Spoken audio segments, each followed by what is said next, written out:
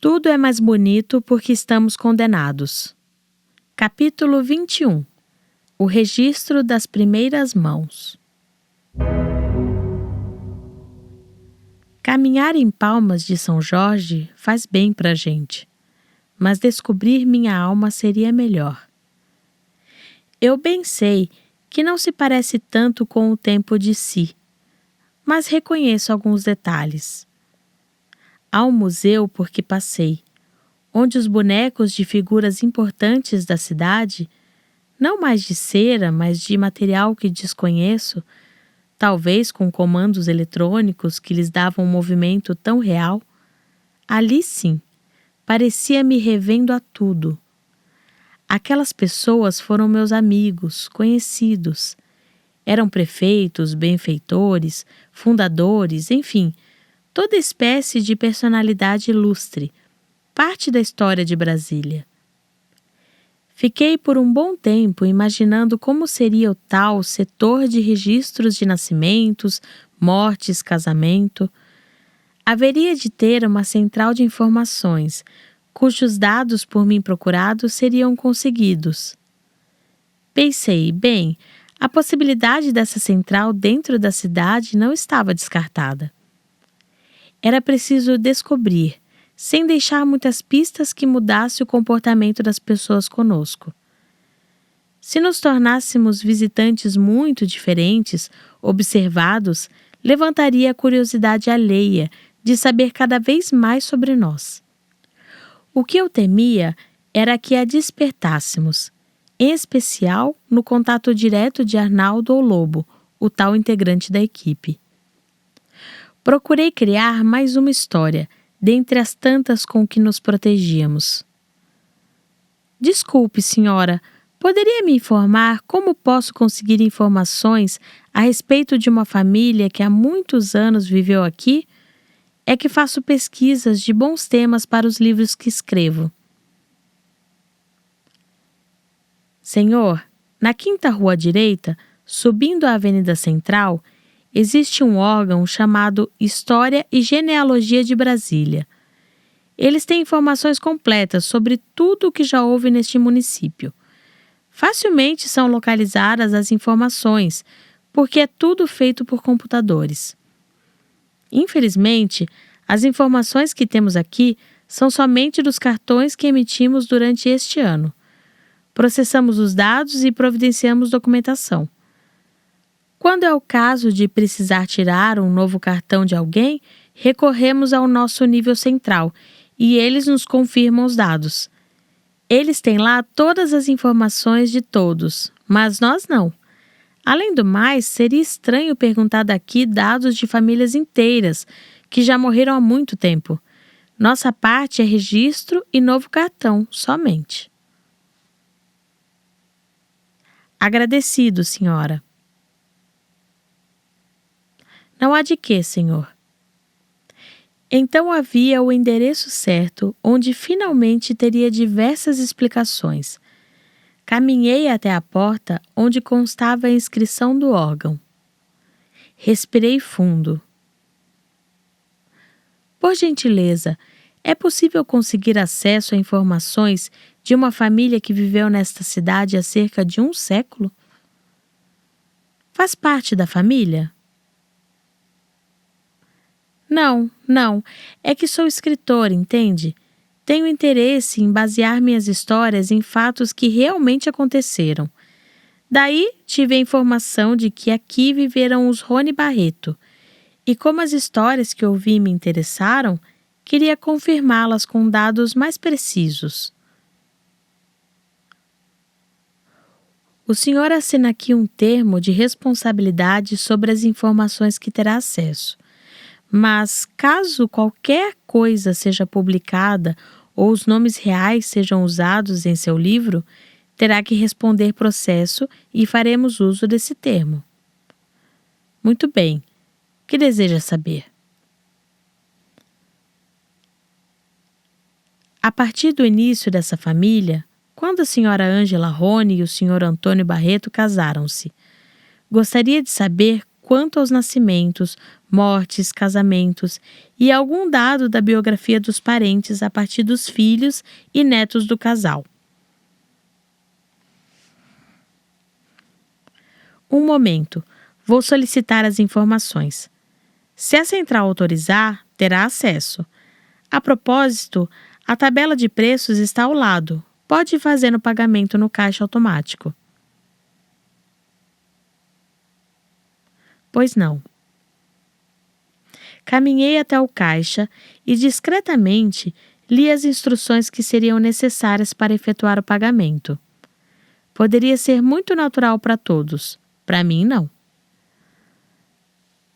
Pronto, senhor. A solicitação e a justificativa já foram enviadas. Temos que aguardar a resposta. O senhor entende? O ticket de pagamento? Estendi a mão com um cartãozinho minúsculo que recebi ao pagar pelo serviço solicitado. Obrigado. Por favor, quanto tempo leva essa resposta, mais ou menos? Bem, como precisam analisar caso a caso, é possível que em 1 ou 2 dias saia a resposta. Precisam preparar também um documento que explica como essas informações poderão ser usadas. No seu caso, acho que vão só orientar a questão de não poder usar os nomes reais das pessoas em sua pesquisa. Sabe, são muito rigorosos com a publicação de fatos e dados de pessoas que não autorizaram o acesso. Os mais antigos, como deve imaginar, não passaram por esse trâmite de autorização. Até porque não existia essa tecnologia. Então, o que se sabe e que foi posto no arquivo de cada linhagem partiu de boca a boca. Passaram a fazer pesquisas e incluir nos registros de cada um as informações que foram capazes de levantar. Hoje não. Hoje sabemos tudo de cada pessoa por meio do cartão individual. Sabemos desde o nascimento, seus problemas de saúde, sua movimentação de dinheiro, suas visitas a lugares como museus, restaurantes, os remédios que consome, os relacionamentos que possuem, etc, etc. Até a morte com o devido relatório de todo o processo que o levou ao fim da vida. Ah, mas o senhor já deve saber disso, já que pesquisa muito a vida de pessoas. Alguma vez já liberaram informações completas de uma linhagem? Sim, mas um outro país do continente. Aqui as regras podem ser diferentes. Vamos aguardar. Embora estivesse me roendo de curiosidade e ansiedade, tive de me manter em equilíbrio para não levantar suspeitas indesejáveis para nós dois. Estávamos com cartões falsificados, o que era um risco, mas, com a influência de Arnaldo nas altas rodas de poder, arriscamos nos expor para descobrir tudo o que houve depois que vim parar neste corpo. Nayara, por sua vez, precisava de confirmações sólidas sobre tudo o que eu dizia. Não é mesmo fácil acreditar completamente numa história cujas bases científicas não tivessem nenhuma explicação. O caso não podia ser visto pela tecnologia atingida. Era muito mais que isso. O caso era uma questão de ordem subjetiva, talvez de universos paralelos, física quântica, sabe-se lá. O insólito, a mudança, o imediatamente inexplicável, costuma ser rejeitado e provoca, com absoluta certeza, conflito. É como a inovação que se implanta numa empresa de práticas ultrapassadas. Ninguém quer o novo. Engole-se porque não se tem poder de decisão. Somente o dono, quem sabe um Deus, possa recuar ou avançar em protocolos criados por ele mesmo.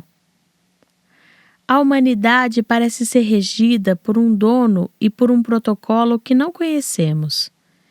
Diante dessa ignorância, tornou-se muito fácil customizar um criador, mas também criar palavras que os donos do poder adoram usar na manipulação da massa. A pobreza engrandece a alma. O céu exige este ou aquele comportamento. O inferno, como foi posto abaixo do céu, tornou-se fácil para qualquer um cair. A gravidade, dos pecados e não da física, nos deixa à mercê do eterno mal. Eu, já cansado de refletir sobre tudo isso, desviei-me para as boas memórias que minha verdadeira vida me deixara. Infância com meus pais, irmãos, escolas, casamento, as filhas amadas, as brincadeiras bobas que adorávamos, o calor das mãos de Si. Voltamos à pousada e aguardamos um contato do História e Genealogia de Brasília. Passamos 2 dias inteiros apreciando o cotidiano e a paisagem genuínos, ao que parecia, de uma cidade próxima ao normal para mim, mas só interessante para Nayara. O fato é que esperar não é exatamente um ato de paciência. É apenas uma imposição circunstancial com a qual, calmo ou não, é uma prática que aprendemos vivendo. Recebemos, finalmente, uma comunicação do História e Genealogia de Brasília. Encaminhamo-nos até o órgão e, para minha tranquilidade, a autorização foi concedida. Recebo um disco pequeno, quase do tamanho de uma caixa de fósforo, que sequer saberia como acessar as informações. Mas Nayara sabia, e isso me deixou muito mais animado. Ao chegarmos à pousada, entramos em nossos aposentos, e ali minha companheira foi direto para um dispositivo pendurado na parede, onde inseriu o disco. Imediatamente, abriu-se à nossa frente, flutuando, um arquivo com diversos ícones brilhosos. Começamos pelo primeiro, dentre todos que volitavam à nossa frente. Deslocamos as imagens para perto da cama, onde nos sentamos para analisar cada um dos elementos brilhantes e destacados. Com eles, crescia o êxtase da realização do sonho de conhecer o que não tive tempo de viver.